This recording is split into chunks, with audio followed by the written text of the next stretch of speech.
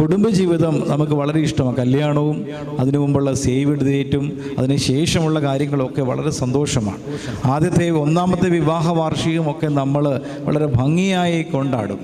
എന്നാൽ പിന്നീട് ജീവിതത്തിൻ്റെ യാഥാർത്ഥ്യങ്ങളിലേക്ക് ഇറങ്ങി ചെല്ലുമ്പോൾ പൊട്ടിത്തെറികളും ചീറ്റലുകളും ഒക്കെ നമ്മൾ ഇന്ന് കണ്ടുകൊണ്ടിരിക്കുന്ന ഒരു കാലഘട്ടമാണ്. ആർക്കും ആരെയും വിധേയത്വമില്ലാതെ സ്നേഹമില്ലാത്ത തലങ്ങളിലേക്ക് കടന്നു പോകുമ്പോൾ എങ്ങനെയാണ് കുടുംബജീവിതം നയിക്കേണ്ടത്? ആദ്യമേ ഞാൻ ഓർപ്പിച്ചു, ഇത് ദൈവം തന്ന വരദാനമാണ് ഞങ്ങളുടെ കുടുംബജീവിതം. ദൈവം തന്ന പങ്കാളിയാണ് എന്നുള്ള ബോധ്യത്തിൽ ജീവിക്കുവാൻ സാധിക്കണം. ഒന്നാമതായി നിങ്ങൾ കുടുംബജീവിതം നയിക്കുന്നെങ്കിൽ പ്രിയപ്പെട്ടവരെ, എല്ലാവരും ആഗ്രഹിക്കും. സമ്പത്തുള്ള ധാരാളം ആളുകൾ ഇവിടെ ഉണ്ടാകും.